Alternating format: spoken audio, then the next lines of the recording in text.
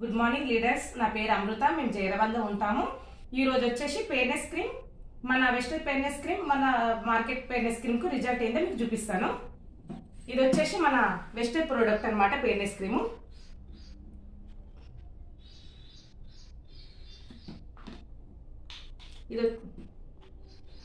ఇది వచ్చేసి market fairness cream.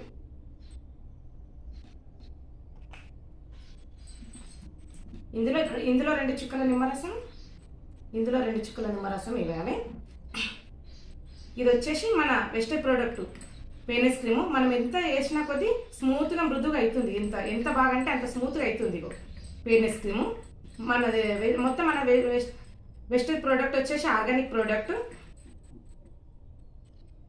అసలు ఎంత చేసినా కొద్ది ఇట్లానే స్మూత్ అవుతుంది అన్నప్పుడు మనకి మన ఫేస్ అనేది చాలా సున్నితమైనది ఉంటుంది. కాబట్టి ప్రతి ఒక్కరు ఇది మన వెస్టేజ్ ప్రోడక్ట్ వాడాలి. ఇది వచ్చేసి మన ఫెయిర్నెస్ క్రీమ్ అనేసి మల్బరీస్ తోటి తయారవుతుంది. అంటే ఎంత స్మూత్గా ఉంటుంది అంటే అంత స్మూత్గా ఉంది.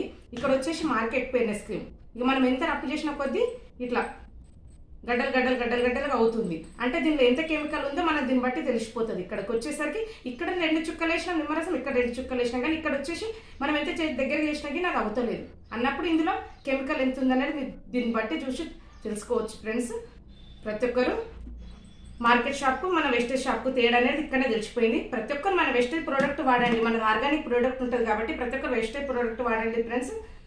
Thank you. Back to